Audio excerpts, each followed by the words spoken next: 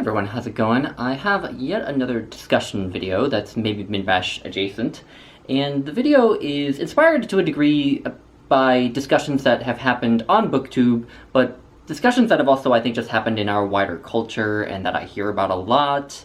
So this discussion is applicable just beyond the conversation that's been happening throughout maybe Midrash this year and other years, but the video is also in part inspired by a book that I've read for maybe Midrash, and the book is this. This is What Are We Doing Here? Essays by Marilyn Robinson, and this is a great collection of essays. However, I think it would be incredibly difficult for me to do a review of it because it's really difficult to review collections of essays because it's like, you know, which essay are you going to talk about? You know, the essays tend to range over a lot of different topics, so it's hard to pin down how you would review a book like this. But I thought that rather than doing a review on the book itself, I would just pick out one quote that I think articulates something really important, and it articulates it really well, and it speaks to this so-called conflict or supposed conflict between science and religion that has become such a huge part of our culture these days. And Marilyn Robinson, I think, articulates really well the problem with this, again, supposed conflict. And so this is what she writes. Religion began, in the modern era, to be regarded as a crude explanatory system, an attempt to do what science actually could do, that is, account for the origins and the workings of things. And on these grounds, religion came to be treated as though it had been discredited by science. Scripture, the Church Fathers, and classical theology have far other interests, yet Christianity has been earnestly and ineptly defended by some as if it really were battling science for the same terrain, as if it really were a collection of just-so stories all along, rather than the body of history, poetry, ethical instruction and reflection, and metaphysics as well, that had deeply informed, dignified, and beautified Western civilization for so many centuries. Science had not produced social ethics or poetry. It has very little to say about history, has induced little in the way of philosophical reflection. This is nothing against it, of course. It is about other business. So I think that encapsulates a lot of problems with this so-called conflict, or supposed conflict between science and religion.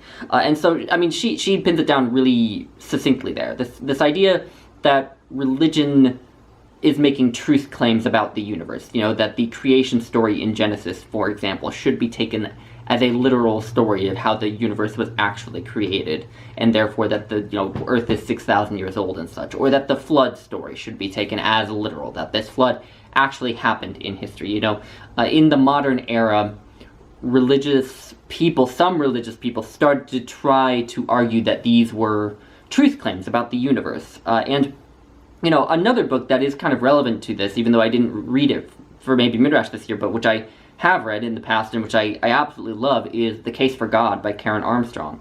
And in that book, she kind of points out that it's really interesting that science and the Enlightenment were on the rise at the same time as this literalist reading of religion and the Bible and other scriptures were also becoming very popular. And she actually links the two very closely. She actually says that, you know, as science became supposedly the sort of prime method for finding knowledge of the world, or at least trying to approximate knowledge for the world, religious people felt threatened by the findings of science that called into question certain doctrines of their church. You know, for example, the heliocentric model of the universe being, you know, attacked by the Catholic Church and so on.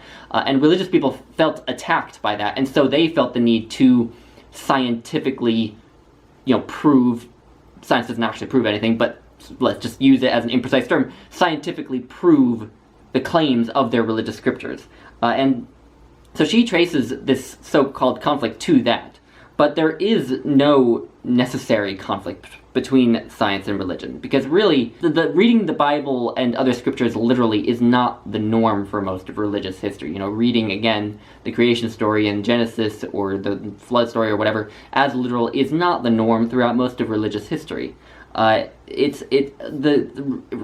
much more difficult to pin down what scripture is for, but it's more about sort of instruction and insight and this sort of thing than it is about telling us about the world. Religion, the purpose of religion is to tell us about the things that are difficult to deal with in materialist terms. And I think of that as a way of dealing with aspects of the world that our just tiny human brains aren't particularly well equipped to deal with in terms of our own material perceptions. But that's what religion's for. It's for dealing with the so-called non-material aspects of the universe, with finding meaning and guiding moral behavior and so on and so forth. Whereas whereas science is primarily involved in the material world and primarily deals with material reality and trying to increase our understanding of material reality. And it can't say all that much about finding meaning in the universe and all the sorts of things that religion tends to be about.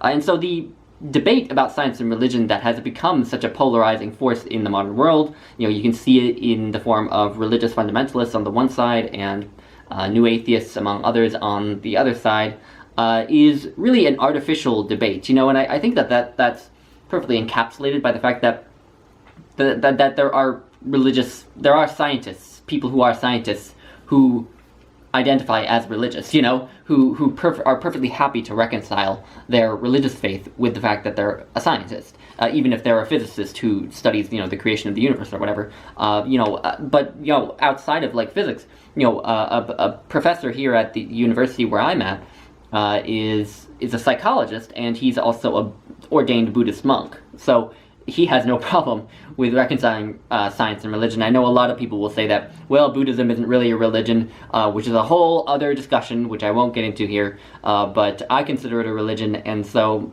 this guy manages to reconcile his religious faith with the fact that he's a scientist. And so the so-called conflict between science and religion is artificial, and it is unfortunate because it continues to, just dumb down our public conversation about both science and religion, I think. I think on the one side, we've gotten this oversimplified idea of what religion is about. That religion is about this man in the sky who, casts lightning bolts down at you or tells you to do things, and if you don't do them, you're going to go to hell. And it's become this, childish model for the universe. And then, on the other hand, it seems to me that also a lot of people have gotten into their heads an idea of science that isn't entirely accurate. This idea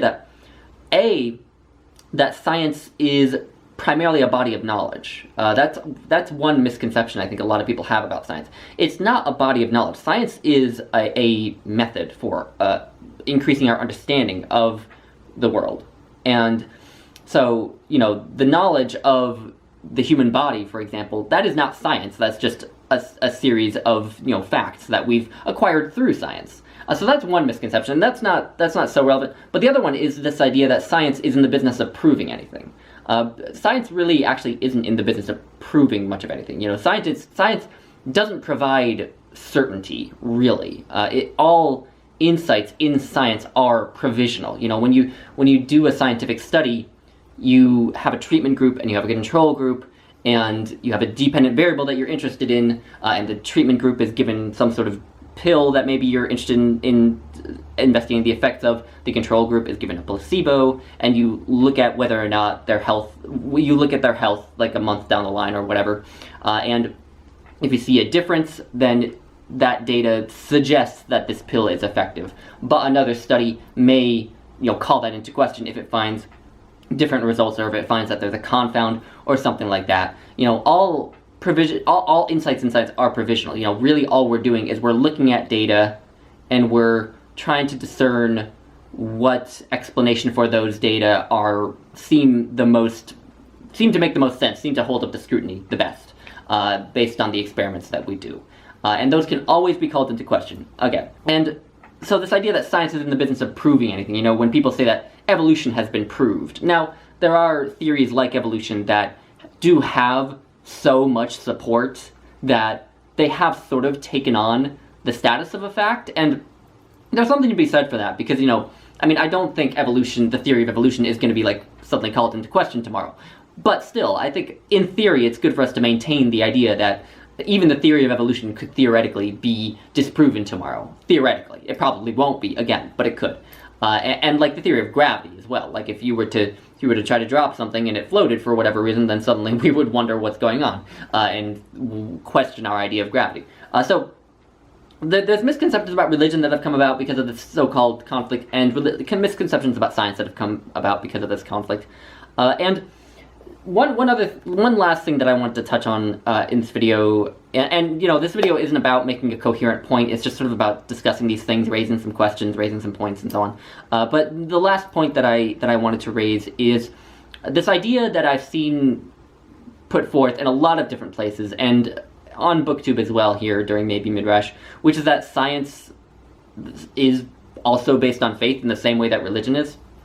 Now, I get what people mean when they say that, like what I've just said about how all insights in science are provisional. Like, that does seem functionally to be similar to the way religious people have, you know, faith in God without necessarily knowing that there is a God or that God hears that or whatever. But to my mind, that has two problems. One is that I think there's a distinction between trust and faith. So faith in God is faith in something that you'll never see. You know, you'll never actually be able to shake God's hand, you'll never see God, you'll never hear their voice or anything like that. God is not a concrete thing that you can study. And so that's what faith is. Trust, on the other hand, is in something that has shown usefulness. Science has shown its usefulness a lot. And I'm not saying faith hasn't shown its usefulness to a lot of people, obviously, but science has shown its usefulness with very concrete findings. I mean, you know, science has vastly increased our understanding of this world. And so that's the distinction I would make, is between faith and trust. Trust is, you know, looking at something that has shown its effectiveness and finding that it is, you know, should be trusted.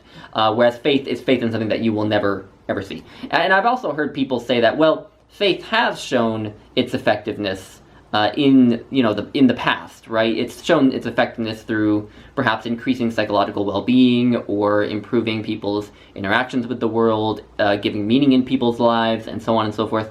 And it may have done all of those things, but I will just say that when people say they have faith in God, I don't feel like they're saying they have faith that God will make them feel better. They're saying that they have faith that there is a God, or that God, whatever, I'm not sure, but it strikes me as a little bit reductive to say that it strikes me as a little bit of a contradiction in term, not a contradiction in terms, but it strikes me as kind of missing the point to say that because religious faith has improved people's lives, that therefore there is sort of a reason to trust faith in the same way that you trust in science. I hope that made sense.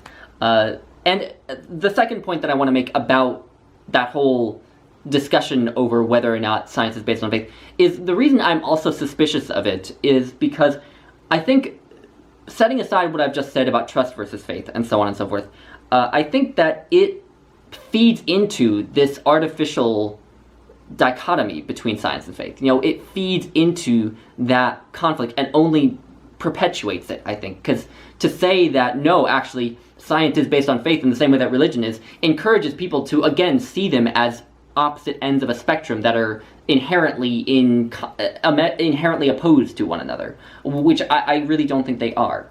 And so that's my other issue with it, is less with the theoretical background and more just with what it does to our conversation around science and religion. Yeah, so those are just some points I wanted to make. I hope this made some sense. But anyway, let me know if you have any thoughts. I would love to hear, but I will leave it at that. So I hope you all have a good day, and I'll talk to you all later.